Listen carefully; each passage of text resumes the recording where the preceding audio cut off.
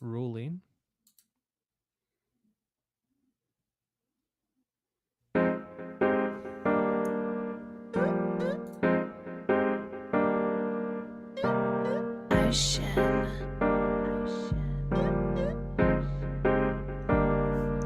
I feel like a locomotive sipping, drinking Arizona mixtape just around. Welcome to the podcast that is always up to speed with Formula One. My name is Mark Hamilton, and joining me tonight is Mr. Mark Daly. And boy, do we have an urgent news story. We are going to spend the next 2 hours breaking down the fact that J. Cole, the music superstar, has signed with the Scarborough Shooting Stars of the Canadian Elite Basketball League. This has absolutely shaken the basketball world. My friend, I'm sure you love J. Cole as much as I do, but we are not going to spend 2 hours breaking down his signing with the Canadian professional basketball team. How the heck are you?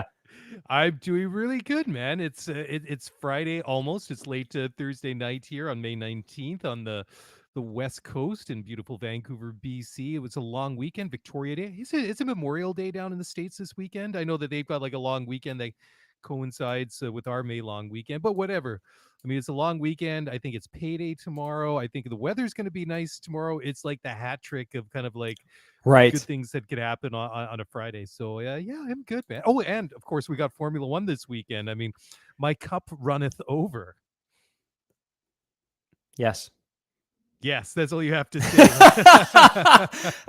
This is called being unprepared for a Thursday night podcast after a very, very, very busy week. And honestly, I think this is one of the weekends that I'm probably a little bit more excited for. You know, I was talking earlier tonight with Ahmed, one of our really great listeners out of Toronto, and we were talking about the fact that Bahrain was so exciting and Jeddah was really exciting. And we saw that there wasn't a ton of spread in the field. That's a term that I've learned from Marshall, field spread.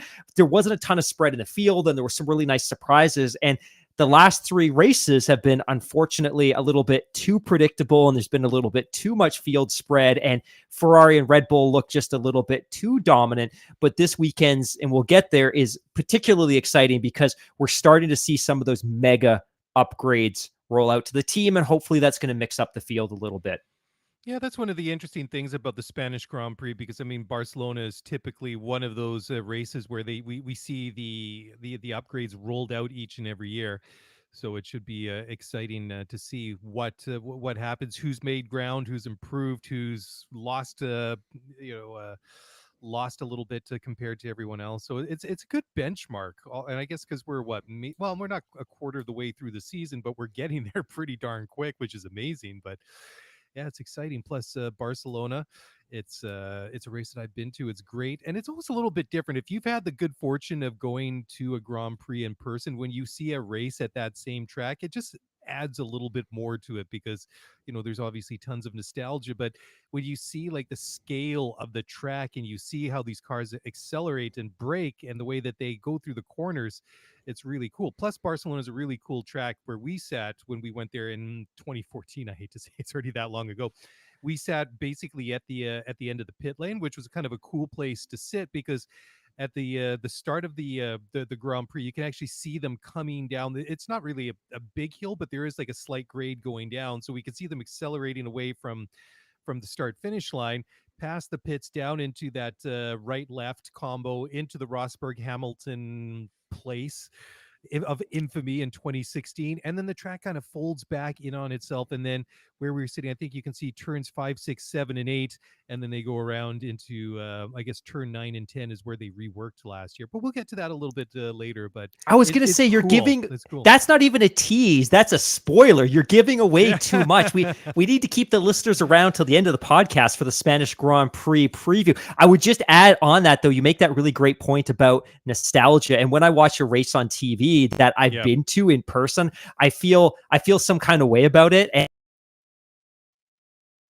so race, because I've been there and I know it instant, like, come at me, bro. And then I back down because I'm something of a timid Twitter user, and I don't have the bravery to get into some of those Twitter battles, but I feel you on the nostalgia piece for sure. Yeah. Totally, totally. Hey, before we get into the news, I was going to ask you if you've ever, I don't know if you have a subscription to DAZN or DAZN or whatever they call it. It's where we get like our English Premier League soccer in Canada. They've got all the right And Champions League and all MotoGP. that, and MotoGP. I don't know if you ever had a chance to watch that three-part documentary. I think it's called The Making of Marc Marquez.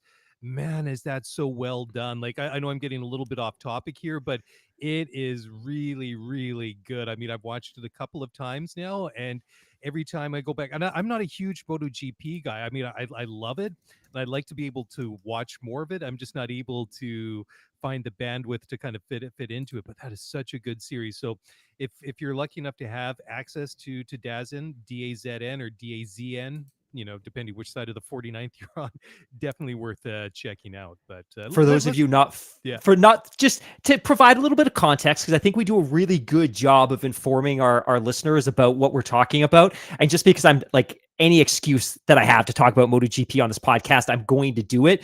But Marc Marquez burst into MotoGP in 2013. He won the title in 13, 14. He came third place in 2015 after that epic battle that saw Valentino Rossi fall just short after that controversial battle in the second to last race. And then he won the title again in 16, 17, 18, and 19. He is a six times MotoGP champion. And people that are really big and diehard F1 people, they might not like to hear this, but I would argue that winning 6 MotoGP titles like that is probably the equivalent of winning 20 Formula One titles, simply because it is incredibly demanding physically. I get it. The races are 40 minutes. They're short, but they're short for a reason, because there's so much physical exertion required in that sport. But yeah, 6 times champion. I haven't seen it, and it's because I feel some kind of way about Marc Marquez, because I saw him possibly steal away 2 titles from Valentino Rossi, and I'm a big Rossi fan, but Rossi finished second of the championship in 15, and he finished second of the championship in 16 to Marc Marquez. So sounds like it's a good documentary. I used to have a DAZN subscription. I don't now, but maybe I should revisit that. Maybe I should slide you my username and password, because it's cool. It's really, really good. So are we on the air? Are you suggesting that you would share your password with me on the air? Oh, I guess I better edit that part out afterwards, because that's probably violating terms of service or something like Our that. listeners know we don't edit anything out of this show. Oh, then I'm screwed then. Access denied, Mr. Daly. Anyways, before we get into the news, why don't we just we'll kind of like we'll go back and forth on this. Sure. First of all, we're just going to hit on some updates here, the different championships and the different series that we've been talking about. But before we do that, oh no, we'll do that. But the fantasy update at the end. I know before we get into the update, why don't you just plug the show that you dropped on Monday, your latest of the interview series? So why don't you do that? Then we'll get into the championship updates. Absolutely. So if you didn't have the opportunity to tune into our latest interview series episode, and we've had some real bangers over the last couple of months, at least based on the feedback that we've gotten. Totally. We've been trying to take these episodes in different directions and interview people that have an interesting perspective or interesting background or a unique take on the sport. And we had the opportunity to sit down with Amber Balkin a couple of weeks ago. Amber is a US-based Canadian NASCAR driver, and it was a fascinating conversation for me because, one, admittedly, I don't know a lot about stock car racing and NASCAR. So I went into that interview open-eyed and open-eared because I wanted to learn from her. And there were some really cool revelations, and she was very candid and very open about the reality of stock car racing. And I'll share one piece that I thought was fascinating, which is we talk about how terrible Formula One has been in the past because you have this concept of a pay driver, somebody that brings a lot of sponsorship money with them. And I'd always kind of assumed that was unique to Formula One, but you know, in the world of NASCAR, as we learn in that podcast, there's a lot of young drivers who bring a ton of family money and they fund their ride, where she spends, admittedly, she said in the podcast, 98% of her time. It's not spent training. It's not spent driving. It's not spent practicing. It's not in a sim. It's not with her team. 98% of her time is working on getting new sponsors and nurturing relationships with her existing sponsors and doing appearances and promotional work for her sponsors. And I get that it's a big part of Formula One, but I think in NASCAR, it's at a whole different level. Yeah. I've really enjoyed the different interviews that you've done over the past Thanks, man. several months, but this one, I don't know, resonated with me in a different way. I really enjoyed this one more than the others, and I think you've had some really, really good conversation with a very diverse group of people, which has been fantastic. But Amber's pretty badass, and I can't really put down to which part it was that really I kind of like it resonated with me the most. But I just found all in all, she's just an impressive person who's obviously come from a very humble background to get where she is today. And I just can't help but admire what she's done and where she's going, not only just in her career but just in life in general. It's just it's a great listen, so certainly go check that out. Okay, so the 2022 Formula One World Championship, and on the driver's side, that is the top five: Charles Leclerc, Max Verstappen, Sergio Perez, George Russell, and Carlos Sainz. And was the last time we can say that Lewis Hamilton wasn't in the top five of the World Championship? That seems kind of crazy, but maybe this is the weekend that he puts it back in. He's only 6 points behind. Oh no, he's no, sorry, he's got a big step. He's actually quite a ways off. Carlos is only 6 points off of George, but Lewis is nearly 20 points behind Carlos in six in the World Championship. On the constructors side, we have in the top five Ferrari, Red Bull, Mercedes, McLaren, and Alfa Romeo. Only 6 points separating Ferrari from Red Bull, and then Mercedes about 55 points behind in third. Now, why don't we go over to the W Series? You had a nice interview with a W Series driver. You can plug that as well. So why don't you Perfect can do that segue. segue. So why don't you do that, and you could do the W Series update. And I promise this wasn't all scripted like this, but no, we that's me did because I'm a shameless and It's okay to be shameless. And sometimes people get a little bit upset with us with our clickbaity podcast titles. It's how the industry works. And if we touch on that subject, I'm cool with the subjects, our titles. I think you do a great job. But yeah, a couple of weeks ago, we interviewed Megan Gilks. Megan Gilks is a young Canadian driver. She raced in W Series in 2019. She's still the youngest race winner in that championship's history. She's currently an engineering student, and she starts work with Aston Martin Formula One team this fall, which is very, very cool. And I promise we'll resume that conversation with her later this fall, because we'll probably have all kinds of new incremental insights and things like that. But looking at the W Series year to date, I get it. Season's still very young. The top two so far, probably no surprise to anyone. First place so far with 159 points is Jamie Chadwick. She is the 2 times champion she won in 2019 and 2021. Last year, she finished just a hair ahead of Alice Powell, who happens to be second place in the championship right now as well with 132 points. So the two Brits battling it out for top place in the W Series. And in third place, Emma Kymäläinen, I think is how I pronounce that. I've heard it on the broadcast 100 times and I still can't get it right. So Emma, I apologize. Currently in third place with 108 points. There you go. Very good. Okay. Well, why don't we go on now to Formula E quickly? Why don't we take a look? So in first is former Formula One driver Stoffel Van Doren, who, of course, raced for Mercedes. He's on top with 111 points, followed by Eduardo Mortara. Jean-Eric Verne in third place, also a former F1 driver. Then you have Mitch Evans and Robin Freins rounding out the top 5. And then on the constructors side, we have, let me switch tabs here. And of course, it freezes right at the wrong time. In first is the Mercedes EQ Formula E team, Rocket Venturi Racing in second, DS Tichita, I hope I've said that right, and then Jaguar TCS Racing, and then Tag Heuer Porsche Formula E team rounding out the top 5. So before we get into the news that we wanted to cover specifically, so why don't you just give a quick update in our own fantasy league? Because I think we've been a little bit derelict in duty and not bringing those updates to the listeners, to the community very often. So apologies, we have not done an update since Miami, but the top 10 hasn't changed that much. Currently sitting in first place, Canadian Jesse H, 1,194 points. In second place is Tom K, his team Lando Norfish, 1,193 points. So I realize now just a point separates the top 2 finishers. Wow. In third place, Gabriel H, aka Crazy Bomb, 1,154 points. Number 3, I guess tied for 3, Presta 3, Bradley P from Canada, 1,154 points. Number 5, Marshall W from the UK with 1,149 points. Number 6, Britain H from the US, 1,144 points. Number 7, Jesse, you have 2 teams. You're doing very well with both, 1,143 points. Number 7, Sean B from Salt Lake City, 1,143 points. Number 9, Grayson S, Mickle and Dime, 1,142 points. And in 10, a new individual has cracked the top 10. I don't know if this is Jana S with 1,139 points. Welcome to the top 10. And for everybody that keeps asking me where I am currently sitting 246th out of 2,020 teams. So my championship is drifting away, but I do not give up hope. I'm bringing a host of upgrades, fantasy upgrades to Spain.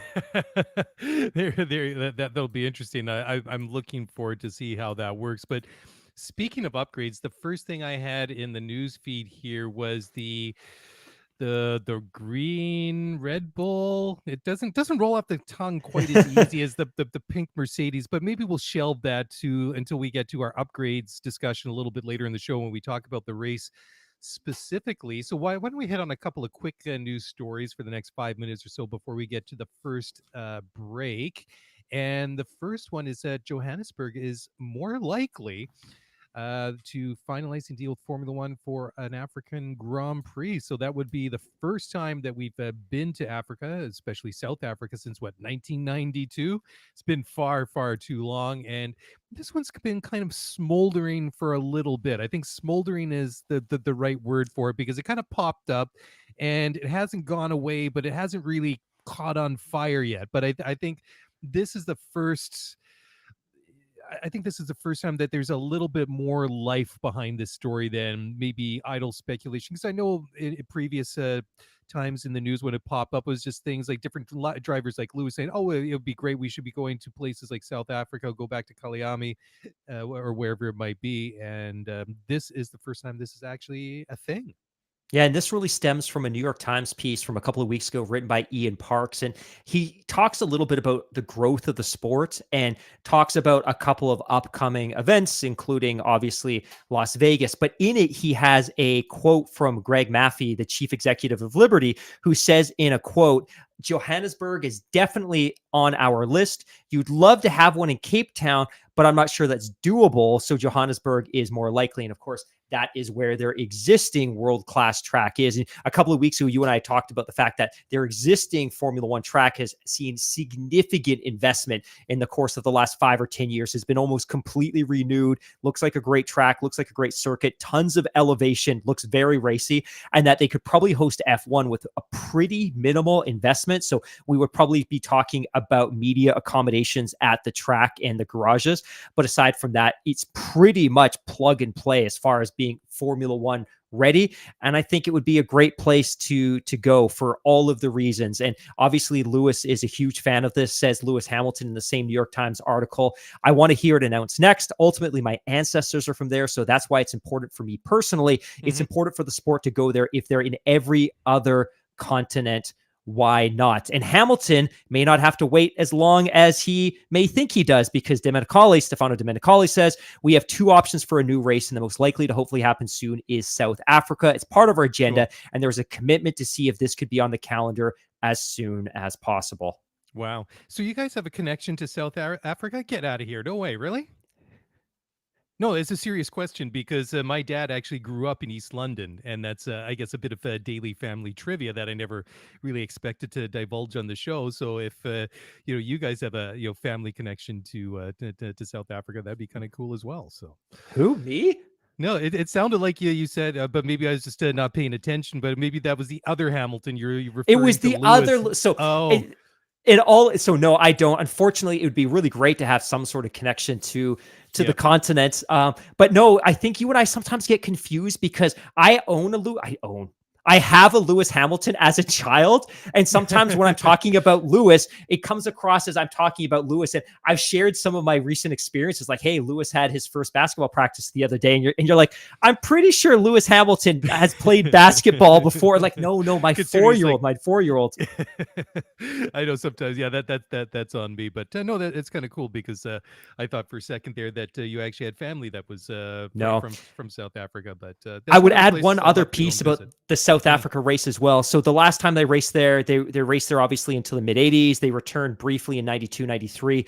I Yeah, think yeah, that this is one of those races where it would really benefit Formula One if they found a way to integrate the community in the sport. Like we get it. We talked a yes, lot about the fact that going to Miami was never about engaging the local population and making them motorsports fans and making the product and the sport accessible to new demographics and new generations of fan. Like if you're going to South Africa, I hope you don't do it for the publicity and to have a sexy star-studded television broadcast. That if you're going to South Africa, I hope you find a way to engage the community and you bring F1 into schools and you promote engineering as a pathway. And I hope they do it for the community and I hope they do it for the right reasons if they go.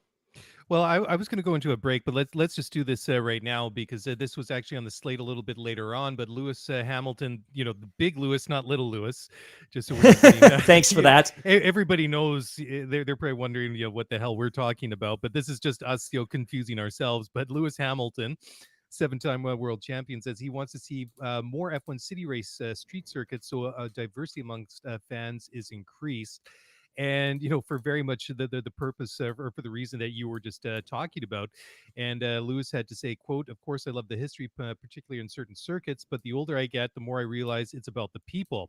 We could go to the middle of nowhere that has very few people, not great accommodation, not great community. And for us as individuals, driving on a track that's historic is cool, but it's about the people. And the people really do make it. We've experienced with the pandemic, no one being in there, and that's just no atmosphere. It was just like a test day. It was not enjoyable, end quote. So yeah, I mean, that's true. And I mean, I mean, both you and I have been very fortunate that we've been able to attend a number of Grand Prix in our lifetime. But for us especially, it's a flyaway event. We can't go downtown Vancouver to watch a race.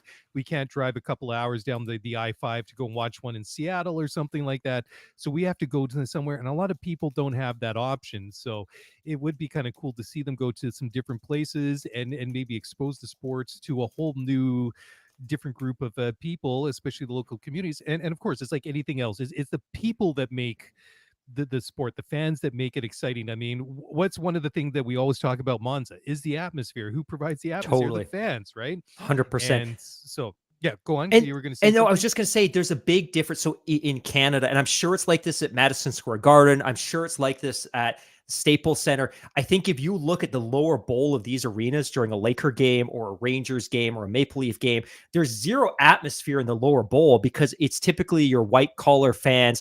I don't even want to call them fans. They're kind of the white collar corporate audience that are going to the game because they're Hmm. being wined and dined by a vendor partner or by a potential business partner. And the real fans, the blue collar fans, are up in the upper bowls. And I think Miami was The nosebleeds.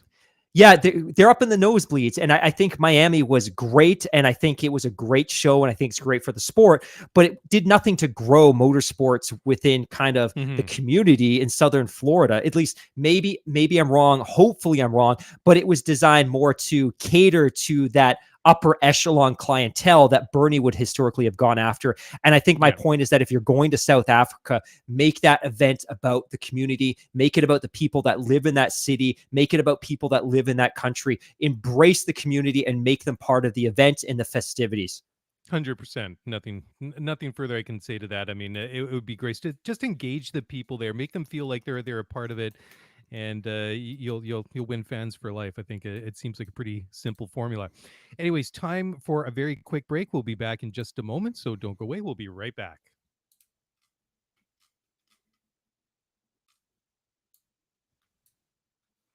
Okay, well, welcome back to the show and talking about the races that are on the calendar, maybe off the calendar, or were we talking more about races that are on the calendar or coming onto the calendar? The next one is definitely off the calendar, and that is the Russian Grand Prix that has been on the World Championship calendar for what, about 5 or 6 years now.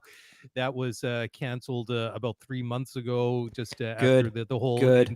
Russian invasion of Ukraine and And let's everything that never go happened over there. back. So it's been canceled, obviously, and it won't be replaced this year. So instead of having 23 races, we're only going to have 22. So we're going to have a bit of a gap in the calendar there. But I'm not honestly too disappointed that we're not going to fill that one in.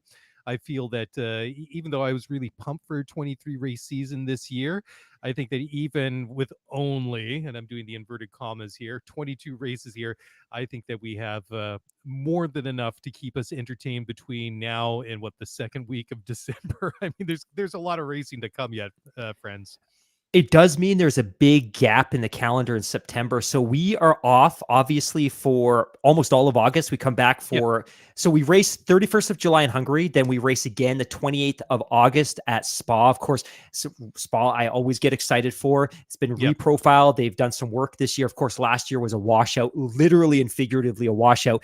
Then we race again the 4th of September at Zandvoort. 11th of September, we're at Monza. And then we don't race again because of the absence of the Russian event until the 2nd of October. So we almost have like a second summer break in September this year, which is kind of unique. That said, I'm glad we're not racing in Russia. Never want to go back to Russia for countless reasons. But I think the one thing that is important from an economics perspective is this is going to leave a bit of a hole in the Formula One purse, because no one's going to step up and host a race, which means they're not going to get that $25-50 million check. And because there's no event to broadcast on TV, they're not going to get that money from Sky and all of their other broadcast partners. Now, I'm sure Formula One isn't going to go and graciously refund 1/23 of my F1 TV Pro app subscription. It would be nice if they did. Not. But I think from a TV network perspective, they're not going to cut a check for an event that's not being held. So yeah, adds a unique twist to the season where we've got a summer break and then we've got a kind of a second mini summer break this year. So also just to keep your eyes and ears peeled for the change.org petition coming from via Mark Hamilton to get a 1/23 rebate on your F1 TV Pro subscription. But seriously, I'm not upset about dropping a race. I'll be honest, you and I have talked offline about this. To me, 23 races is an awful big commitment. And I get it. I've only got to show up every 2 weeks, but it's asking a lot of fans that may have historically only been conditioned to 17, 18 races. I don't know about you, but I'm not disappointed that we're not going to have 23 races.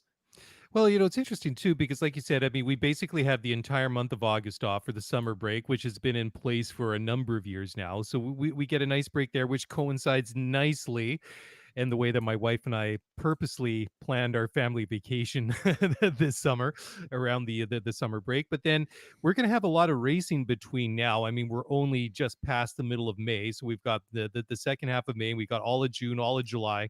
So we got a heck of a lot of racing coming up in the next 10 weeks or so. Then we get a nice 4-week break. And then we get a couple of races after Labor Day, and then we get a nice mini break again, and then it's going to set up a very busy run to the end of the season in December. So October, November, and those first couple of weeks in December. So dropping a race in September, I'm perfectly okay with it, especially in the context in which that change had to be made. And I mean, you kind of go back to even a couple of years ago in the pandemic, the COVID year of 2020. I mean, they still managed to get 17 races off. I know we had double races at the Red Bull Ring and Silverstone, and they did a wonderful job to get a season up, because at one point they were talking, well, the way that the regs are set up is we only need, what was it, a minimum of 8 races to classify it as a world championship. But I mean, we went from 8 to 17, which was, how many were we going to have that year? I think it was 21 or 22, maybe. Yeah. So I mean, it wasn't too short of the mark. So they did a phenomenal job. But yeah, to only have 22, I think I'm fine with that. Do you remember that a lot of the conversation, because of course we go to Australia and then the season's basically paused for 4 months, and there was all this discussion about, well, there's going to be an asterisk next to 2020 because it's a compressed season. There's only 17 races. I've never once reflected back on 2020 and thought of it as anything other than an utmost championship. I've never thought about it as being asterisk.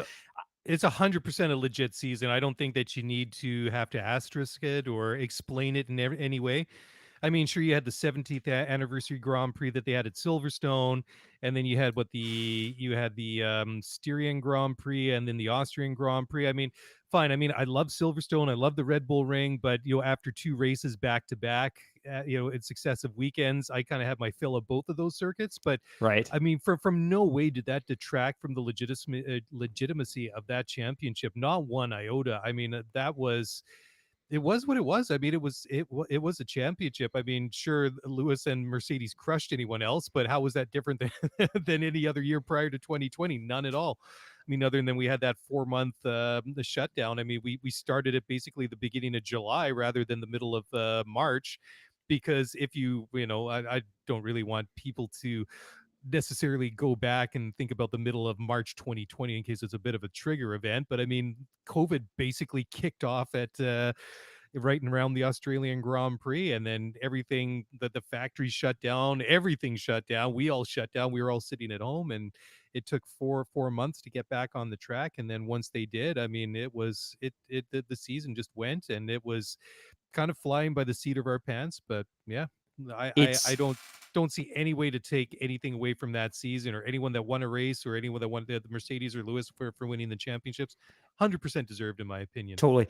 It's remarkable to think in hindsight about what the atmosphere was like, right? Like, we get into 2021, we're a year into the pandemic, we understand the virus better, and 90% of the population by April of 2021 has been vaccinated. So even if you get COVID, you're probably not going to get as sick. You may not even feel the symptoms. But in 2020, when that championship was ongoing, nobody had a vaccine, and all of the drivers and all of the mechanics and all of the team members effectively lived in paranoia because they didn't Oh, want to totally. get COVID, because you go into isolation for 10 or 14 days. And if you get COVID and you bring it into the garage, what if the mechanics get it? What if you forfeit a race? What if your chief driver gets sick and misses 2 weeks? And we did see a little bit of that. Obviously, Lewis got COVID at one point. Checo got COVID. Lance got COVID. But I don't believe any of that compromised the integrity of the championship. But No. it was probably a very, very, very lonely existence for the teams, because you've got to think the drivers were probably living in a bubble, a protective bubble away from everybody to keep them healthy. The mechanics were probably living in a self-contained bubble, and we're seeing nobody, or we're speaking to nobody but each other for the course of that championship. Like, I think there'll be some really interesting things written in the years to come about the uniqueness that was that champion. Now everyone's had 3 vaccines. We get it. We get sick. Maybe you get sick. You don't. You isolate for a couple of days and you're back on the road. But back then it was very different. It was a very scary time. So kudos to everyone for being able to put together a 17 race championship and help us focus on something other than the pandemic. Yeah, exactly. I was going to say, I think the one exception to that was Charles Leclerc, because didn't he go back to Monaco between those 2 races in Austria? Right. And weren't there some pictures snapped of him? So he kind of had to put up with a little bit of flack for breaching the bubble or whatever it was. Okay, next story. I'll let you speak to this one, because this is about the business of Formula One, and I know that you're all over anything that's the business of sports. So McLaren CEO Zach Brown has been very critical of his rivals in the Formula One paddock, in what he sees as a very selfish view. That's the direct quote, about potentially adding a new team or 2 or whatever it is to the Formula One grid. So your thoughts on that, Mr. H?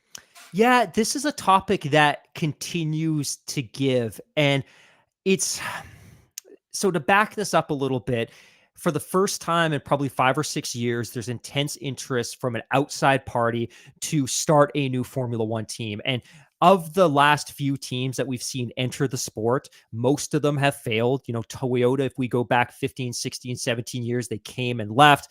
BMW entered the sport with Sauber. That was a failed partnership. They left. Honda came as a constructor. That failed. They left, although, of course, they came back as an engine supplier. We saw Marussia. We saw Manor. A lot of these teams entered the sport. Now, the economics of the sport were incredibly different. It was very, very difficult for any new team to achieve any degree of success. But now that the Concord Agreement has stabilized the economics of the sport, we're starting to see interest from other parties. Now, I think what we know in terms of the Volkswagen Group is that they want to enter, obviously, through Porsche and through Audi. They have zero desire, at least reportedly, they have zero desire from either of their brands to start a new team from the ground up. It's wholly expensive. We're talking about hiring 1,000 people and building a factory while simultaneously developing a car from scratch. That is a huge work effort. Now, as we documented and we covered last year, the Andretti Group tried to buy Sauber last year for a number of different reasons. That agreement didn't work out. They've come back and decided that, hey, if we can't buy a team and our economics won't allow us to buy a bigger team, we just want to start a team. And they've been a little bit forceful in their efforts to do so. And I think that's probably soured 8 of the 10 teams on the grid. And the 2 teams that are excited by the prospect of Andretti entering are McLaren with Zach Brown, who has a really great relationship with Andretti and obviously wants to nurture that relationship because potentially he wants to get Colton Herta into a McLaren for practice or for free practice or for a test at some point.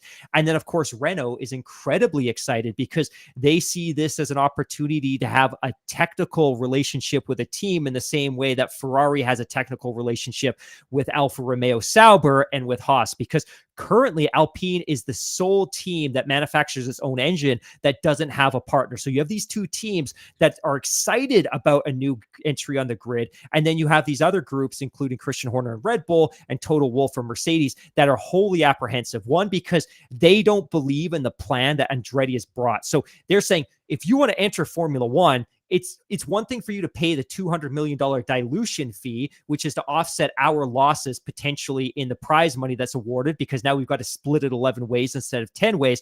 But show us the plan that you have that proves that you can be economically viable. Toto's like, we spent billions of dollars on our operation. Christian Horner, we spent billions of dollars on our operation. What is your plan that's going to enable you to be not only competitive, but put the sport in a position where it can develop and generate incremental wealth?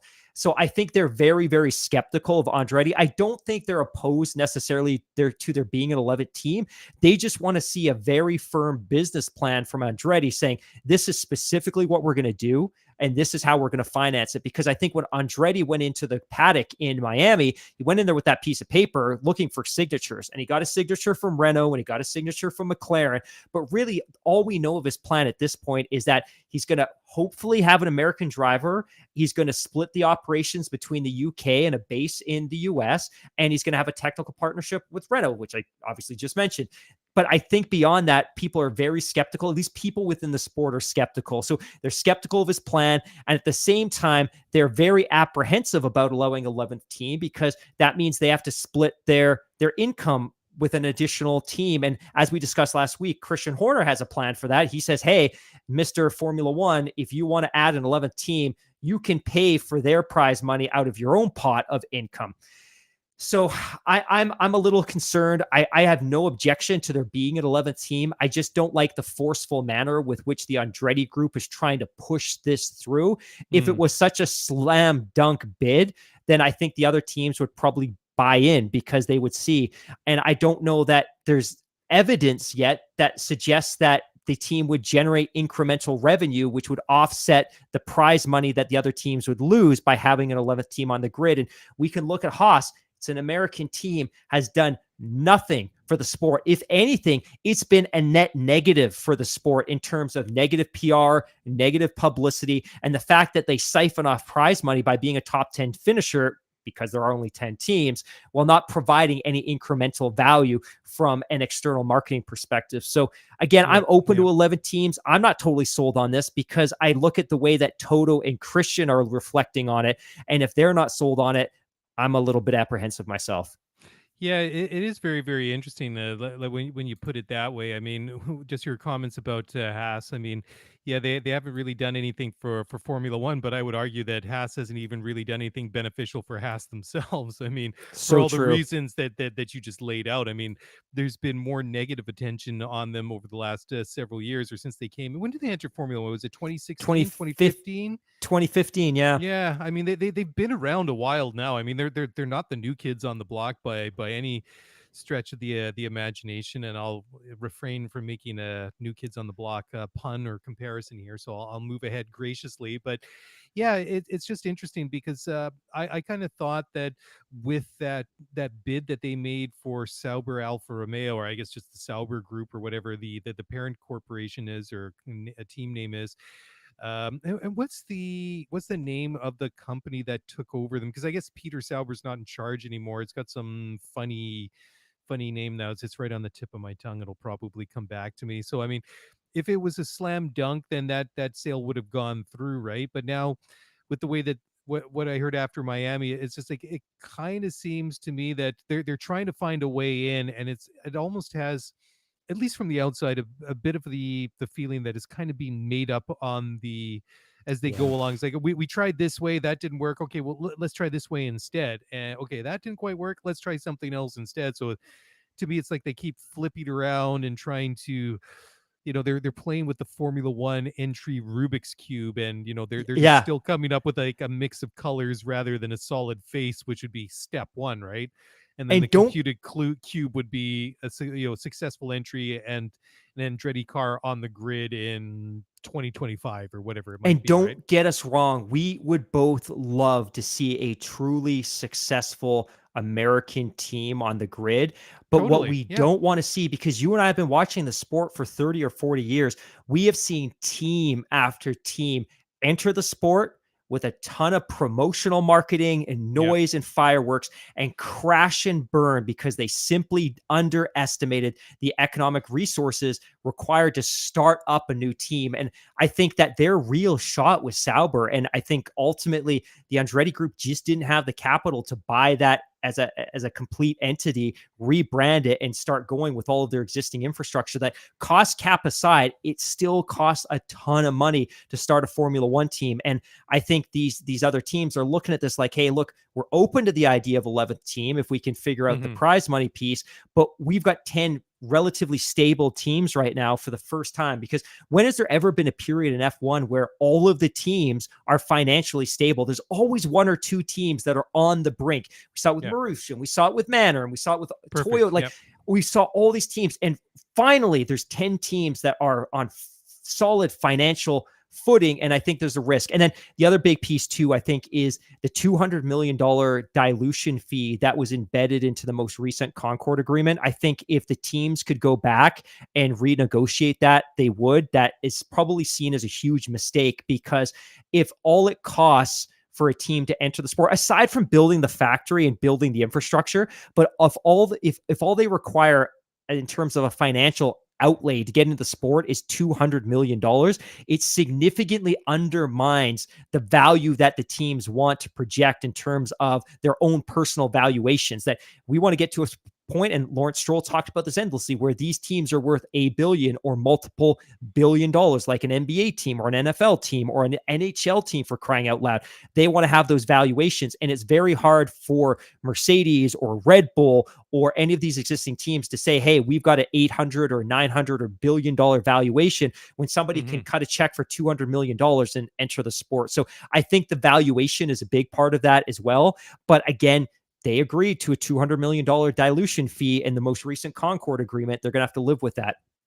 It's funny, just as you were talking, I had to look up the 2002 Spanish Grand Prix here just to see how many teams are still in Formula One that were at Barcelona 20 years ago, and how many have dropped off. Because sometimes the teams, they disappear, like Marussia and Manor, they've just gone. Or then you have like Lotus, which was taken over, now is Right. Alpine, right?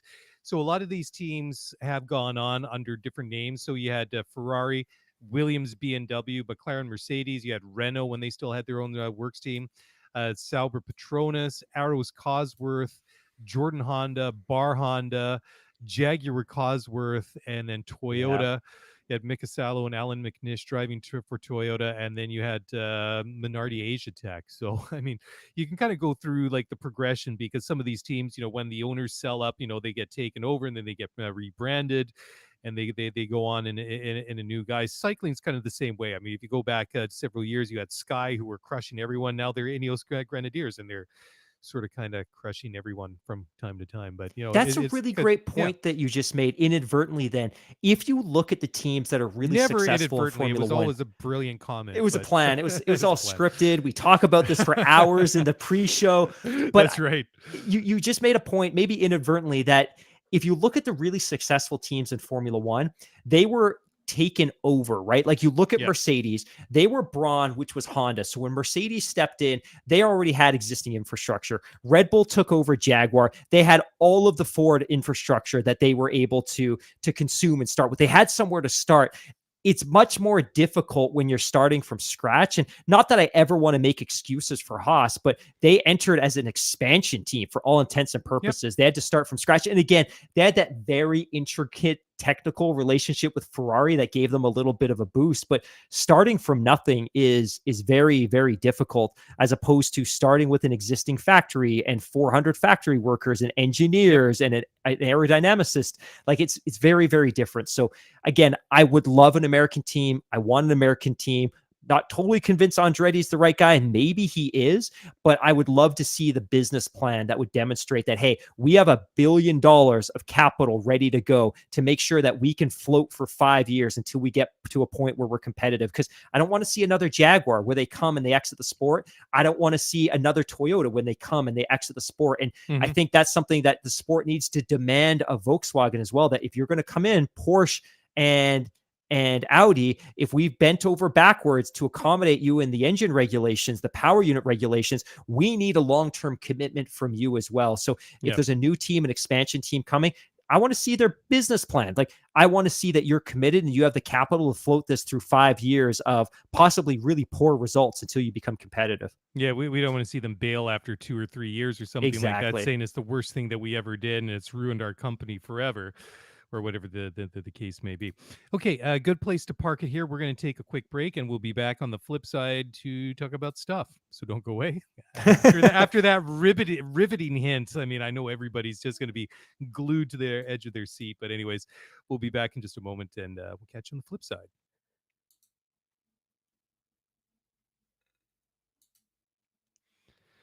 All right. Well, welcome back. So the next one we want to talk about here is this is an interesting one. Is time running out on Mick Schumacher's Formula One career? Now, this could be a little bit of a hot potato, a bit of an interesting discussion. So this this one I find for me seems like a little bit of a premature discussion. I mean, last year was kind of a difficult season for Mick because obviously the car wasn't great. He didn't really have a really good teammate to push him to be a better driver. Now, Kevin Magnussen has come back, and I think he's really established a good benchmark for Mick to really measure himself and prove against. I mean, he's been successful at other levels of motorsport. What he's done, where he's raced in championships and races that he's won. He's only 23 years old.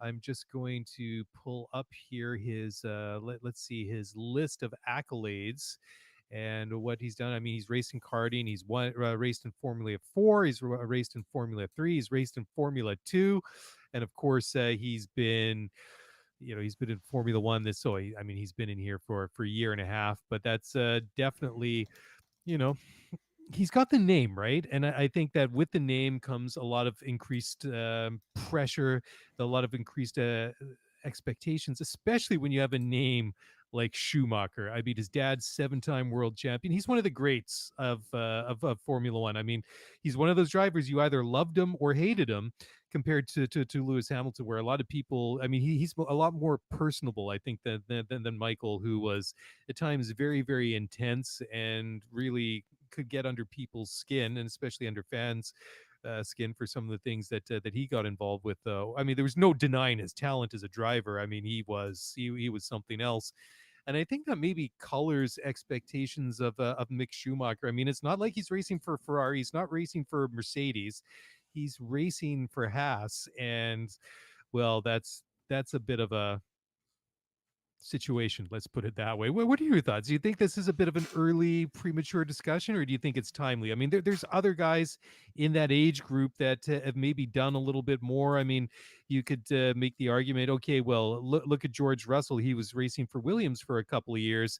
And that wasn't a great car, but still, he had that nickname. And I don't think it's pejorative in any way to call him Mr. Saturday, because he did some wonderful things in that Williams, especially last year, to get it out of Q1 into Q2 and kind of outperformed the car from time to time, even if the race results weren't necessarily there. And you maybe look at some of the other guys, but I guess that he's just a little bit younger, not by much, than say your Landos and Georges and guys like that. But your thoughts, Mark?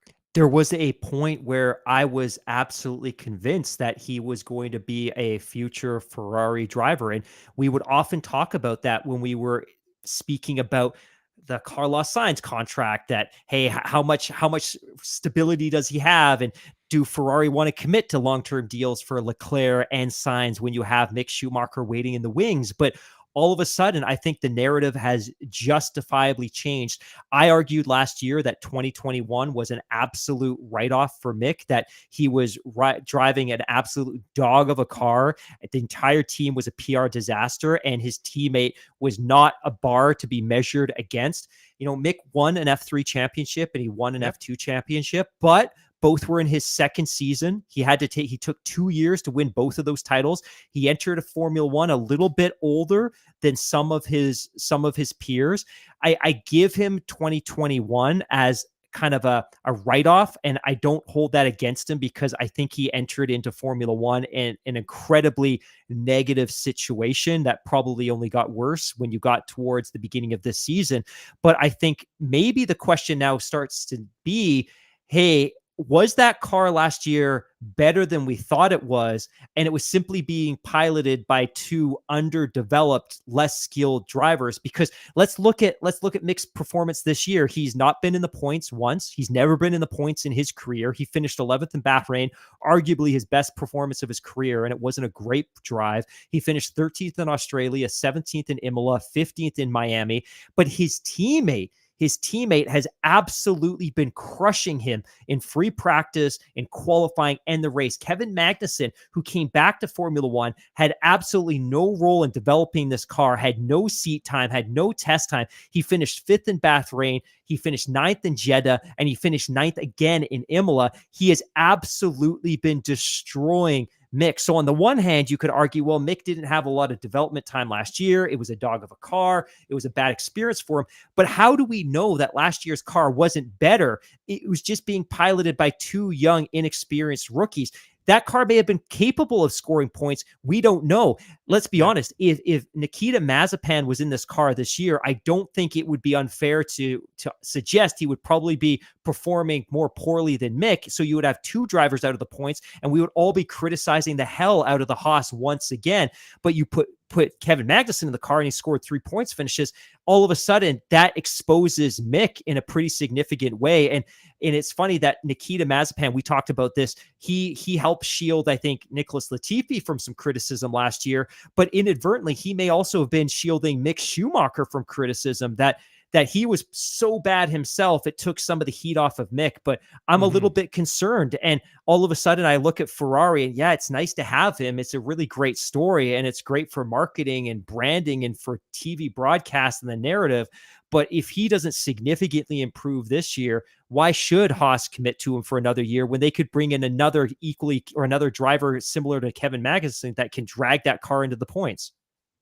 Yeah, that's a great point. Who knows? Perhaps maybe it will come down to a financial thing, because let's not forget those World Championship points all have a dollar figure attached to them, right? Exactly. But I mean, I think one thing that you didn't mention is that he has had a little bit of bad luck this year. I mean, he did have the opportunity to score some points, and then things just didn't work out for him. And then, of course, he missed that race in Saudi Arabia because he had that huge shunt and destroyed the Right. car and had to go to the hospital and all that. So he's shown a little bit more. I mean, he's had some flourishes this year, but I mean, now he's got to convert. He's got to take the ball over the goal line. He's got to start scoring some points on top of it. So I would say that this next well, I mean, the entire season counts, but I think that if he really wants to get the season going, this next 2.5 months going up to the summer break, I think will do a lot to determine where he's going to go with Haas, if he's going to stick around. Because I mean, if he kind of like blows, say, I would even say hot and cold. I mean, if he stays kind of cold now up until Hungary, which is typically the last race before the summer break, then who knows? Maybe that kind of forces Haas into a decision that, okay, well, maybe we need to start looking elsewhere, and they start putting their feelers out to, yeah, whoever. I mean, there's going to be plenty of potential drivers that they could put into that car if they wanted to. But if he really wants to justify his existence and staying with Haas beyond this year, and then potentially a move up the grid to a better team, then certainly, I mean, he's going to have to start making a better impression sooner rather than later. Because if he finally gets it together later in the year, it's kind of like closing the barn door after the cows have run away. So The that's one just thing that I'm going to give Mick is this: for a yeah. young driver, it's incredibly important to be paired with a strong senior driver. And the reason being that when they're sitting in the garage after a free practice session or after qualifying, it's incredibly important for that younger driver to be able to look at the data and the telemetry pouring out of the car from the more senior driver, because they learn everything from that data. They learn breaking points, they learn their lines, they learn so much. And I think now one of the benefits to Mick's development is he's got a senior driver in Kevin Magnussen that has worlds of Formula One experience, and now he can start tapping into his data, and he's probably starting to learn some things. Last year, when his teammate was Nikita Mazepin and he was outperforming Mazepin, he had no data to look at. He had no benchmark whatsoever. So I think we should see some accelerated development from Mick over the course of the next 5 to 10 races, because he's now had 5 races to pour over Magnussen's data and telemetry. That should help his development, because he should start going out and emulating those things. He had no pace setter. He had no benchmark last year. He had nobody to work with. So hopefully we'll see a improved performance over the course of the championship. Yeah, certainly one of those subplots for the 2022 season that's worth keeping an eye on over the next weeks and months ahead. So the next story is maybe one we should have thrown into the discussion a little bit earlier, but I guess we were kind of running out of time. But this one's kind of an interesting one. So Greg Maffei, the Liberty Media boss, has said that they've been contacted by New York City Mayor Eric Adams, that they've offered Formula One a potential site for a future Grand Prix. So this is really kind of interesting, because I mean, you look at the struggle that they've had to find a suitable place to put a race in Miami. And I mean, they looked at a couple of different venues over the years. I mean, because this went on for quite a long time before we actually got this race going. And I mean, this was even in the courts just even as recently as, what, about six weeks ago, is within the last 2 Right. months. I mean, there Right. was still a lawsuit from local residents trying to postpone this thing. But to have the city of New York come up to them and say, hey guys, we want to host a Formula One race, and moreover, we've got the land that to do it, like give us some consideration here, is something that's a little bit different. But I mean, it wouldn't be unusual. I mean, we've seen that with other races from other venues in different countries, where they've basically gone and wooed Formula One. But I think this is kind of a cool story. New York was absolutely the unicorn for Bernie Eccleston. There was a New York City Grand Prix that was announced in the early 1980s. It was supposed to take part originally in 1983. It was going to be held, I believe, in New Jersey, and I think it was going to be around the Meadowlands Sports Complex, so basically in a parking lot. It didn't happen. In 2011, plans were revealed for another New York City Formula One event. It was initially going to be held in 2013. It was going to be held across the water in New Jersey. So the backdrop of the track was actually going to be New York City itself. Millions of dollars were poured into prepping what was going to be a pretty cool 5.2 kilometer, 3.2 mile hybrid street track.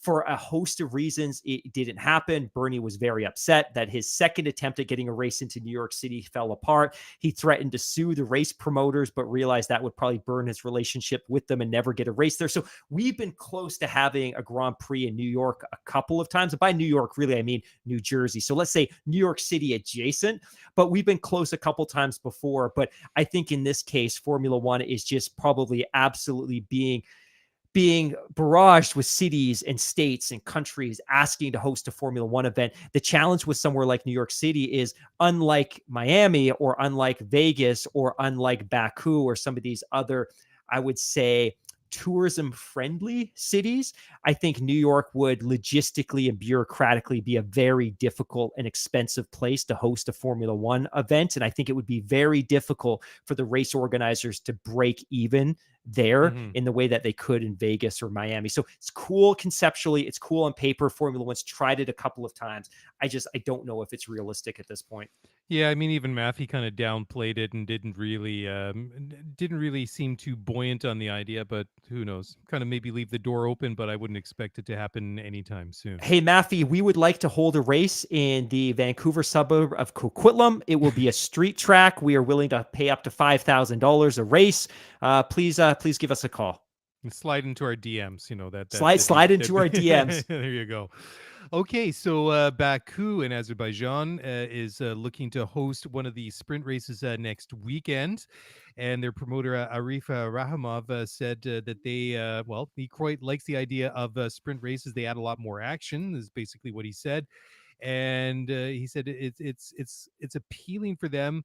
But for the promoter, because it's going to be bringing in a lot more fans on the Saturday, which I can kind of understand for them. But when they only have a capacity of, what was it, like 8 or 10,000 seats, Totally. it's I mean, I don't really see that as really being the prime reason to holding a sprint race at at the Baku City circuit, because it's not like they're packing 100K people in and around that circuit. I mean, there's obviously people that live there, and I'm sure some people probably do, like you see in Monaco, that people watching out of apartments and things like that. But I mean, paid attendance as far as people going into the stands is very, very modest compared to a lot of the other tracks that we see. So I can understand why they want one, but not for those reasons. Totally. Maybe it provides a little bit of more exposure from a TV perspective. And let's be honest, the race in Baku is purely a marketing exercise for the city, for the country, Sure. because you're right. They have one grandstand that I think sits 8 to 10,000 people, no general admission. And that is it. To me, if I'm Formula One, I want to make sure that we deliver these events to a track that has a significant capacity. And if you throw it at Imola, or if you throw it out of Monza or of a Silverstone, you could tag on an extra 60,000 paying customers over the course of the race weekend. And again, the whole benefit of the sprint race weekends to Formula One is we can charge more to the race organizers and we can charge more to the TV broadcasters. But it's really difficult to justify giving it to Baku when you're going to have 8 or 10,000 people in the grandstands on Friday, Saturday, Sunday, no matter what, unless they have a plan to significantly expand capacity. I think there's better places to put a sprint race weekend. And that said, I do enjoy Baku. I think it's a fun street Mhm. circuit, but I think there's better places to put a sprint race. Yeah, and Baku City Circuit was in the news this week for other reasons, because they are going to redesign and reprofile that pit entry, which has been a bit controversial, especially after last year when we saw Lance and Max have those massive accidents just right in and around where that pit entry is. And Nico Rosberg, former Formula One driver and former world champion, said, quote, imagine if something broke on the car at that point. You're at 350 kilometers an hour, so just over 200 miles an hour. On the left-hand side, there's only a wall facing you. If something breaks, you find yourself in that wall, and that's the end. It is one of the scariest places I have ever driven an F1 car. Going there is absolutely wrong, end quote. So there you Wow. go. Yeah, Nico, not mincing words there. I mean, that's Wow. does not paint a very pretty picture for that. But obviously, they've heard the criticism, and I'm glad to see that they're taking action on it, because yeah, that was kind of scary, the moments that we saw the both Lance and Max have last year. Next story, Nick De Vries is going to be thrown into the deep this weekend in FP1 at Barcelona. He's going to take over from Alex Albon at Williams, as part of the obligations the team has to give a rookie Formula One driver some time in one of their cars. So that this is kind of an interesting kind of a swap out, because De Vries was one of those names that was heavily rumored or expected, I guess you could maybe more accurately say, was going to get that seat at Williams for this year, because I mean it was kind of like an open secret that Bottas wasn't going to go back to Mercedes for this year, or at least that's what everybody expected, and that if he was going to leave, then George was going to go to Mercedes, which of course happened, and then that would leave another seat at Williams open, and Nick de Vries just seemed like that natural succession, because there's obviously the tie-in between Williams and Mercedes, because they have the Mercedes power unit in it, and they just felt like they would parachute one of their own guys in there. And of course they made the kind of gutsy move to do their own thing and steal away a Red Bull driver, because I mean Nick, or sorry, not Nick, but Alex Albon was their reserve driver, I guess their simulator driver last year, and they got him in the car instead. So from that point of Bro. view, yeah, yeah, I don't know. yeah. I don't know why I was saying bro, but I think this is an interesting topic, because as you were talking, my mind was starting to spin a little bit. You're right that it's interesting that this is the guy that was tipped to take the seat that Albon eventually got, and there was a furor, allegedly, reportedly furor out of the Mercedes camp because they didn't take Nick de Vries, who ended up being the Formula E champion last year, who was also the F2 champion in 2019 when Nicholas Latifi finished second. But what's interesting about this is, one, this is a byproduct of the fact that Formula One is now mandating that teams allocate certain free practice sessions over the course of the year to rookies, which is good because we want to see these young drivers getting the opportunity to pilot F1 cars. It's good for everybody. But what's interesting about this is that Williams already has two young drivers on the book. They've got Logan Sargent and they've got Jamie Chadwick. So it's interesting that they're tipping a Mercedes driver to take this free practice session when they've got two drivers of their own on the books. I find that juicy. I don't know if they're doing it because it's a solid to Mercedes that, hey, look, you know what, we didn't give him the seat, but we're going to give him some time in a free practice session, or whether it's because they're legitimately auditioning him for a future role and they see him as being a more likely candidate than Jamie Chadwick or Logan Sargent. But I thought that was juicy. Well, that's a good point. I mean, I don't think that there's any doubt that getting Alex Albon in that car was a bad move. I think it's worked out pretty good for them so far. Masterstroke.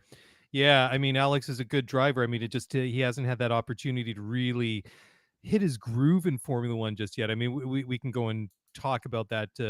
His whole Red Bull career almost ad nauseum. I mean, we've been down that road before, but he's probably one of those guys that was better to make a clean break and move away from that team. But we've watched this year how Nick has really, sorry, Nicholas Latifi, not Nick de Vries. I mean, we're getting kind of an overlap in names here, so I better be specific. But Nicky's been struggling a little bit this year. And we just talked about it. Was it last week or the week before that?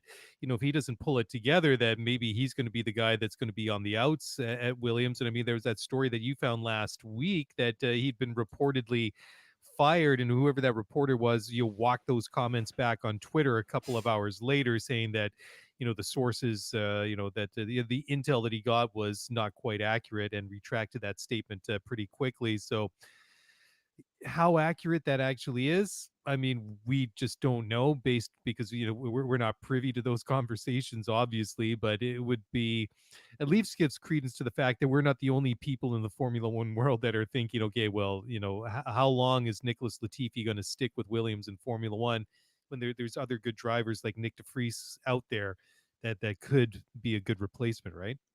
I apologize profusely because I cannot remember the name of the individual who tweeted this, but somebody had tweeted a few days ago that misunderstanding about Latifi's imminent departure from Williams was probably related to the fact that news was broken, or there was a leak that Nick de Vries was going to get the drive for free practice one.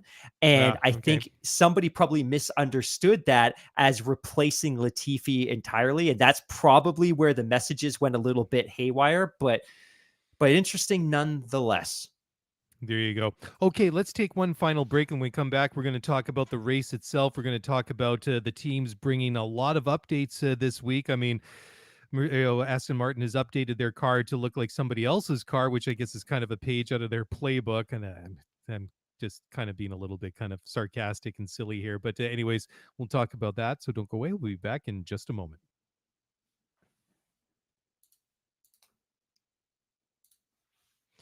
All right. Well, welcome back to the show. And yes, finally, we do have another race. It's kind of funny that we didn't have a race last weekend. I mean, when we get all like these back to back to back weekends after you get like these double and triple headers, I kind of feel like I got to sit down and take like a big deep breath and say that's a lot of racing that we've seen in the last couple of weeks. But we've had a week off since Miami 2 weeks ago. But I'm ready to get back to racing this weekend. And Barcelona is an interesting track for a number of reasons. I mean, it's the track where they test. I mean, all these drivers can basically drive around it with their eyes closed and not miss a single acceleration point. They'll find their pit box. They'll find the pit entry. They know all the braking points. So I mean, it's a kind of a known quantity in that regard. But it is interesting because it is one of those places where we typically see the teams bring their upgrades. And if you look at what's happening this weekend, Aston Martin full upgrade. I mean, they basically upgraded to a Red Bull. Alfa Romeo is a full upgrade. Mercedes has brought a new floor. Ferrari's brought a new rear wing. McLaren has new brakes, and Alpine has a new rear wing. So why don't we start first with the bit of the controversy between the Red Bull and the Aston Martin. So why don't you talk about this one? Because the note that you put, or what you put into the show, into the show notes, pardon me, was the elephant in the room. The reworked Aston Martin looks like a lot like the new Red Bull. So why did you take this one away? I think F1 Twitter and F1 Reddit can be a little bit sensitive sometimes when it comes to like the similarities between cars, and I've argued for many, many years that with time, engineers and designers will always ultimately come to the same conclusions in terms of how a car should look, especially when it comes to aerodynamics. And it's sometimes more or less just a matter of time that, hey, look, one team gets it right. And when we talk about getting it right, it's the aerodynamic formula of the car. And eventually everyone else, through simulations and modeling and wind tunnel time, may eventually come to those same conclusions. So it's not surprising that in the next couple of years, a lot of these cars will look more and more similar. And sometimes it's because, hey, they just drew those conclusions doing computational fluid dynamics, or because of the wind tunnel, or because they were doing physical modeling, or because of on-track experiences. These cars are going to start looking more and more alike over the course of the next couple of years. What is staggering about what we saw today is Aston Martin unloaded, built their car, and wheeled it out of the garage.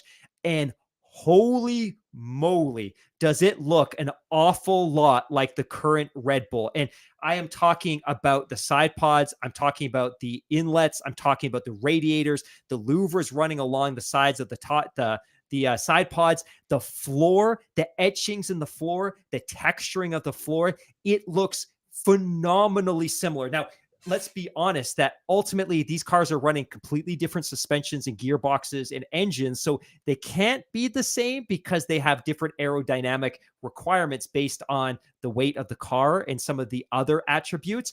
But in picture, in print, they look remarkably similar. They And sure of do, course, yeah. I was scanning through a Reddit thread, and I just want to share this, and nobody's going to get this unless they grew up in Canada in the 90s, or maybe Michigan, or they had access to some Canadian TV network. But I saw a comment on Reddit that said it's the red green bull. And then there was a comment that was like, if you can't be handsome, at least you can be handy, which is a reference to a really awful mid-90s Canadian kind of variety comedy show. But it is remarkably similar to the Red Bull. And of course, this builds on the negativity that came out in, what was it, 2019 or 2020, when we had the pink Mercedes, which is, that again, would have been 2020. Yeah.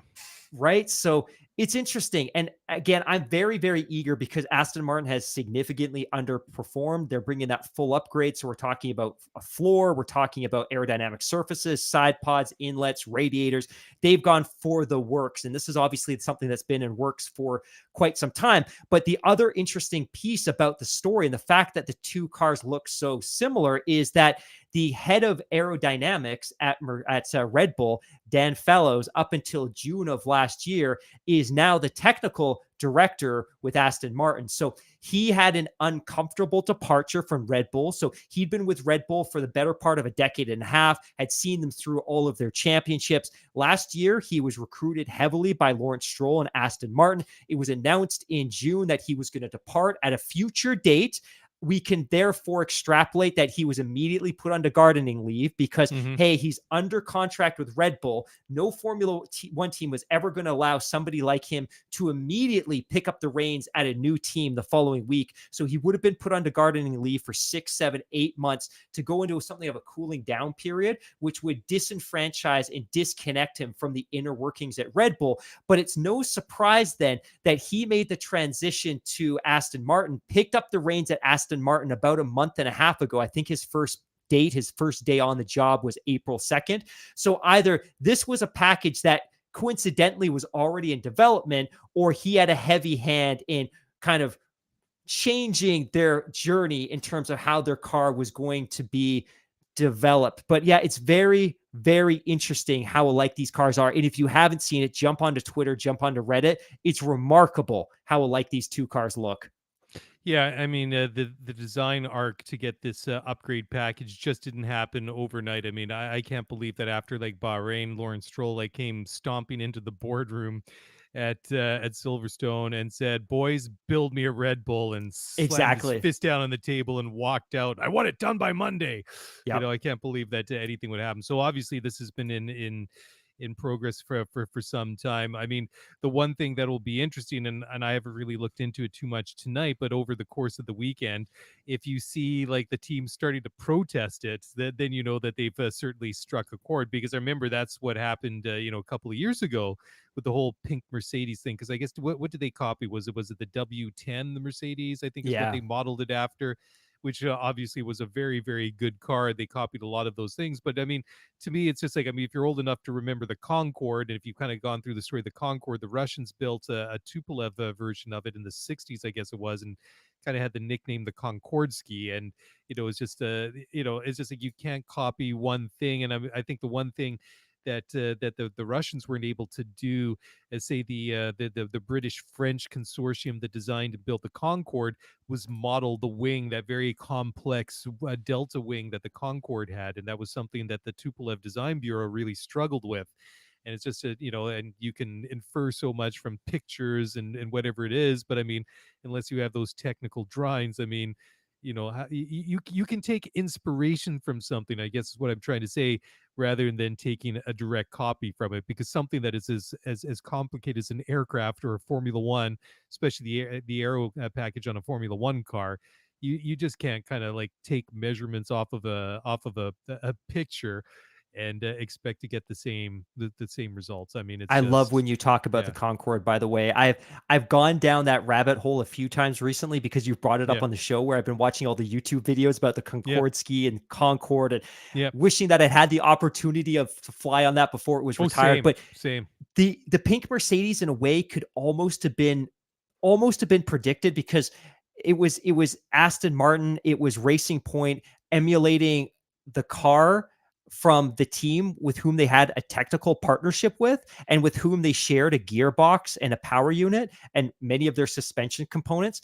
This one's a little bit different because they have no technical partnership. They have no formal partnership with Red Bull at all. And furthermore, they have very different power units, very different suspensions, and very different gearboxes in terms of the weighting and where that Hmm. mass is allocated. So where it kind of made sense that they would emulate a lot of what made the W10 successful with the pink Mercedes, in this case, it's very peculiar that they would believe that these aerodynamic surfaces that are successful for Red Bull would be successful for them. So I can't wait for free practice tomorrow, because I want to see what type of times they start putting in. The other thing I would mention about this as well is that every year each team is entitled to break curfew a couple of times. So all of the mechanics on all the teams, partly for cost cap reasons, but also partly for protecting the health and well-being of their mechanics, a couple of times a year they're allowed to break curfew. And it's understood that Mercedes has pulled out one of their break curfew, Aston Martin has broken out one of their break curfew cards for this weekend, because they're fully intent on applying this full upgrade to both of their cars. So it won't just be Seb, it won't just be Lance, but both of them are going to Hmm. roll out tomorrow on Friday with this full upgrade package. Well, I guess the two that are going to be really interesting to look at is Ferrari's got the new rear wing, right? So, I mean, what we've seen over the past couple of races, I mean, that obvious advantage that they had over Red Bull in the first couple of races of the year, I mean, which was maybe amplified a little bit by due to the fact that Red Bull was struggling with reliability issues as well at that opening phase of the season.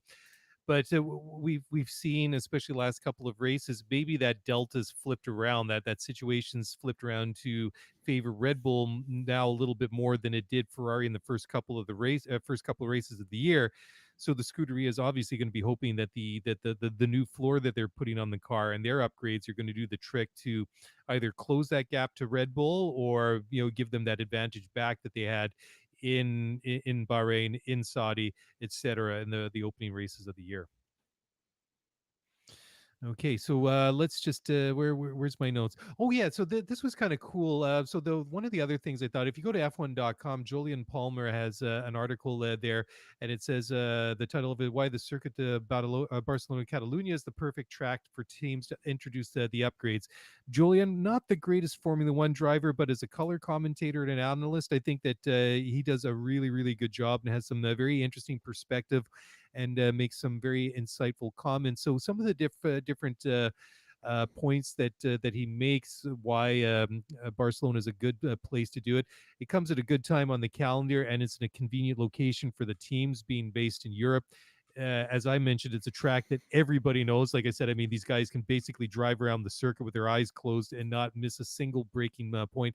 But one thing that I thought an interesting point that he brought up is that the Circuit Catalunya, it features what he calls a wide array of corners. So as Julian says, quote, "Barcelona is a great test track because it's a relatively short lap, which comprises all sorts of different sections in its 16 corners, while the weather is typically dry. Having a short lap is a benefit with regards to evaluating upgrades because aspects like sneaking out for an install lap or coming back around for a front wing adjust doesn't take as much time compared to longer circuits. You can be a little punchier with aggressive run plans because you have time to get a couple more laps in. Between having a very long main straight, a big braking zone at turn one, long radius corners, extremely quick corners, and a twisty circuit-like section at the end, this track is one of the best for evaluating upgrades on the calendar. Catalunya is also a fairly unpunishing circuit, with the barriers harder to hit than many other circuits earlier in the season. With spares being on the light side at this time of year, and particularly with the usually only one upgraded part arriving at the time, it's critical that an over exuberant driver doesn't break them." End quote. So I think that's really an interesting bit of commentary from Jolien. I mean, certainly it does have some very interesting corners on it. I mean, there's some very long sweeping corners like you get going from turn 2 to turn 3, then a short run up to turn 4, which is where Nico and Lewis came to grief back in 2016, and then it tightens up between 4, 5, 6, 7, and 8, and then you get that run down from the straight between turns 9 and 10, and that twisty set of corners from turns 10 to 16, which brings you back around to the pit entrance and then back down to start finish. I mean, I guess one of the criticisms is that this track doesn't often see a lot of overtaking. So again, it will be a bit of an interesting test, or maybe not a test, but another example to see how the new cars perform on a track like this. And then again, like we saw last year, the circuit has been reprofiled at turn 10. They've actually reset it to its original configuration. I mean, in previous years, they'd actually pulled it back and brought it more straight across to go from turn 10 to 11. But now with the they've kind of put the roundness back in the corner, the bulb into that corner from 10 to 11, which I think makes it a little bit racier than 10 to 11 is sorry, 10 to 12 is like it always was. But yeah, it's an interesting track, so I'm looking forward to the to the race, but certainly some very interesting insight from Julian Palmer. Yeah, I thought that was a great article as well. And I wasn't necessarily the biggest fan of Jolien when he stepped out of the Renault garage and into the Sky TV commentary box, but he's certainly grown on me, and I enjoy him on Checker Yeah, for Flag. sure. I Yeah, love the work that he does. But I have a question for you. So for sure. everybody sitting at home, Spain is absolutely obsessed with MotoGP and motorcycle racing. Every family, they invest a ton of money. They get their sons, they get their daughter onto the bike as soon as they can, and they get them starting to do those figure eights in the parking lot and getting them onto the track. So, whereas in the UK, everyone's getting their kids in the karting, in Spain, it's all about motorcycle racing and MotoGP. And if you look at great riders like Marc Marquez is not surprisingly from Spain. And we talk a lot about the fact that Italy, great Formula One country, hosts 2 races. The United States is now going to host 3 Formula One races. In MotoGP, Spain hosts 4 races. It hosts one F1 race. It almost lost it a couple of years ago. It kept getting a 1-year reprieve, a 1-year reprieve. We're now a decade and a half removed from, of course, Spanish driver Fernando Alonso's back-to-back championships. You were there in 2014. Talk a little bit about the atmosphere. Talk a little bit about the placement of the track from the city. How do you get there? Maybe just share your experiences, because I think people at home would be really interested to know what it would be like to go to a Spanish Grand Prix.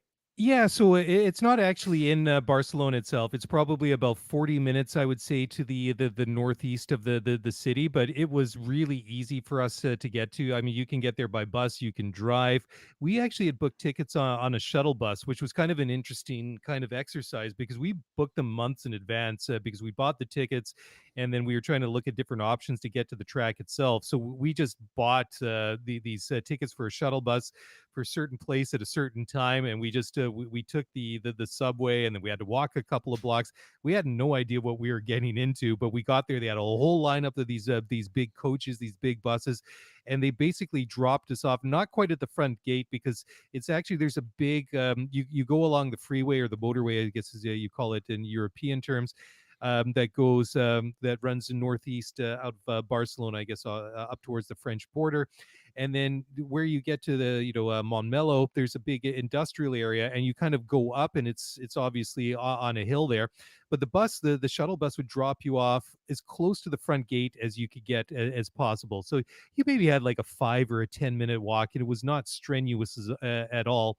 You're kind of walking through like the industrial area, the access roads and stuff like that. And this is light industry. It's not like these big nasty factories belching like choking smoke and noxious fumes or things like that. And for us, it was quite convenient because we were sitting, like I said a little bit earlier, across the from the pit lane exit. So when we got there, we were basically right where we wanted to be. And the seats that we chose were strategic. I mean, when you come through the front gate, you see the big grandstand, which is, I wouldn't say iconic, but it's very recognizable whenever you see pictures of Barcelona at the Grand Prix there. And you walk right in, and then there's just a couple more minutes down the walking down. But I guess if you're sitting in one of the other stands, or maybe one of the GA areas, I mean, you got to do a little bit more walking. So just to be prepared for that, because I mean, yeah, that's one thing to remember is, it's really cool that these cars can lap a Formula One circuit in a minute and a half, or a minute 20 seconds, or whatever it might be.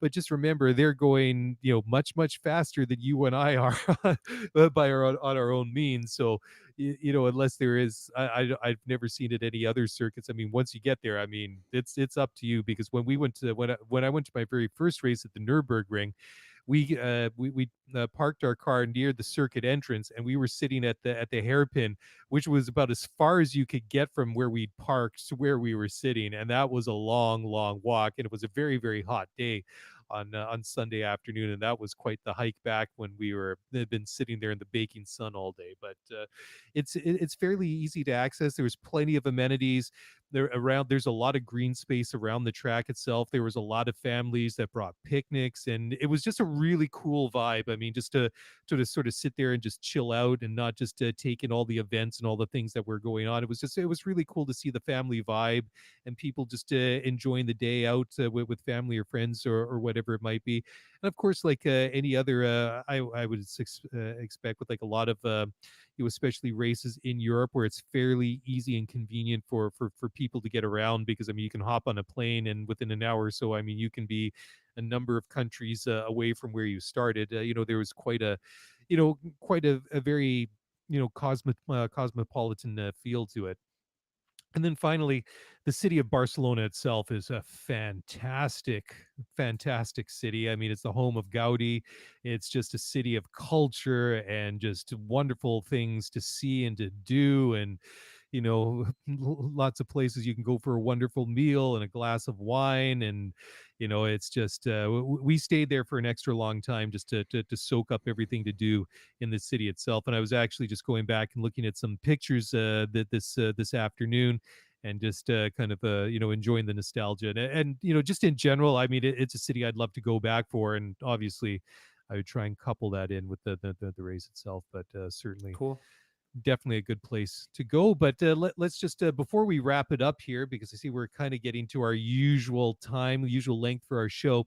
Couple of quick stats on the track itself. It's a race distance of 308.42 kilometers, 66 laps. Circuit length is 4.68 kilometers. Lap record was set by Max Verstappen last year, was a 118.149. And the tires that Pirelli are bringing this weekend are the hardest in their compounds, the C1s, the C2s, and the C3 softs. And let's just look at some other stats. The most winningest drivers at Barcelona is Michael Schumacher and Lewis Hamilton, who have won it 6 times apiece. A whole bunch of other drivers, including Jackie Stewart, Nigel Mansell, Alan Prost, and Mika Hakkinen, have won it 3 times apiece. And then some very recognizable names have won it a couple of times, including Emerson Fittipaldi, Mario Andretti, Ayrton Senna, Kimi Räikkönen, and Fernando Alonso. Ferrari I wouldn't say have they a lock on the Spanish Grand Prix. They've won it more than anyone else with 12 wins, but Mercedes have 9, and McLaren and Williams have 8 wins there each. Williams, it's been 10 years since their last race win, and their last win came via Pastor or Crashtor Maldonado. If you've been around Formula One, you'll get that reference, and he won that race for Williams back in 2012. So there you go. Anything further to add, my friend? No, I think that was great, my friend. I think we can wrap this up. I don't want to make any predictions about this race Oh weekend man, I was just gonna because put you on the. I wasn't gonna let you off easy. I was gonna put you on the spot, but I can see you're trying to weasel your way yeah, out of I'm this one. And desperately maybe trying to it's wrap up this podcast. I'm turning off the lights, closing the blinds, shutting this down. I think my fear is it's going to be another Red Bull Ferrari dominated race. And I Yeah. feel like the championship, I know it's early, might be getting away from us a little bit. I really enjoyed Bahrain. I loved Jeddah this year. Jeddah was a real surprise for me. I didn't particularly enjoy the 3 races that followed. Miami, I get it. The race weekend was a spectacle. It was really cool. I love that we took F1 in a different direction. I didn't think the racing was particularly great. And I'm becoming deeply unsettled and uncomfortable with the spread between Ferrari, Red Bull, and the rest of the field. So I'm desperately hoping that the significant upgrades that Mercedes brought, and maybe that Aston Martin brought, will kind of mix up the middle of the pack a little bit. And it would make mistakes made by Ferrari and Red Bull that much more regrettable, because you might have some more competitive cars on the track. So I think if I have any prediction, it's that we can probably expect to see some combination of Red Bulls and Ferraris on the podium this weekend. I hope that's not necessarily the case, because I want to see some more competitive parity this year. And I get that this is still a transitionary year and teams are still figuring it out, but I haven't loved what I've seen the last 3 races. Yeah, okay. I'm going to be bold then, if anything else. So you can take this to the bank, or you can blame me for blowing your betting money this weekend, whatever it is. I'm going to try and be bold here. So I'm going to say Carlos Sainz is going to win, Max second, Charles third, Checo fourth, and then I'm going to say fifth will be Lando, ahead of the 2 Mercedes drivers. But I think Lewis finishes ahead of George Russell this week. And I think Lewis is due to have a bit of a bounce back race, but I don't know if he can bounce high enough to get to overtake one of the or 1 or 2 of the Red Bulls or the Ferraris. But I think Lando sneaks in there. I think we're due to see a little bit of magic from Lando Norris. I think he's due to surprise us. So who knows? Ooh, We'll see. I've got one more thing I want to sneak in under the wire. So a couple of weeks Okay, go ago, for it. we shared a comment from Otmar Snafnauer.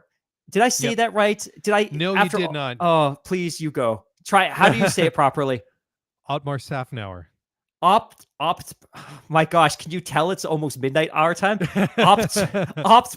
Otmar, a couple of weeks ago, had made a comment that one of the reasons for his departure from, and he's being quite open and candid about this, one of the reasons for his departure from Aston Martin was that there were two popes, and a good organization can't have two popes. And we and a lot of people had assumed that the two popes were he and Lawrence Stroll. And we'd read into the situation that maybe Lawrence was starting to be too involved in the decision making and the tactical decisions around the creation of the actual car and a lot of the decisions being made on the shop floor in the factory. He has now clarified that that is not the case, that Lawrence Stroll was not the other pope. In fact, drum roll, it was somebody else. And I'm going to read a quote here from Otmar. People ask me who that pope was. Well, it wasn't Lawrence, because everyone has a boss. I have one here at Alpine as well, and that's in place everywhere. But once they brought in ... my enemy, well, he didn't say that, but he says, and I quote, but once they brought in Martin Whitmarsh, that's the other pope that I was talking about. For both of us to sit in the same space and try to do the same thing just doesn't really work. But it wasn't about Lawrence. Lawrence is still the owner and the boss over there. I have a boss here, and that's all understood and clear, and that's how it should be. So the reason that Otmar left Aston Martin was because they hired Martin Whitmarsh. So we can put that in the books, put it to bed. Martin Whitmarsh strikes again and ruins another Formula One team. I feel kind of vindicated, because this kind of really validates some of the the offline conversations that you and I had in and around that time when that news broke, when Otmar Safnauer, I'll say that nice and slow, Otmar Safnauer. Oh, what is wrong with me today? Otmar. It's all good. This is the free comedy moment that the community's been waiting for. Mark, So nobody's listening at an hour 34 of the podcast. We're in the clear. You'd be surprised. All good. All right, guys. Well, we're gonna park it there. Thank you so much for joining in on the live stream tonight. Thank you for listening to the podcast. Be sure to check us out on Sunday night. We'll be back to recap all the action that happens on the track at Barcelona, plus whatever happens with Mr. Otmar Safnauer. Geez, I almost said it wrong too, but there you go. Anyways, if you want to get in touch, send us an email at scooteryf1pod on Twitter, or email us at scooteryf1pod@gmail.com. That's it. That's a wrap. Enjoy the weekend.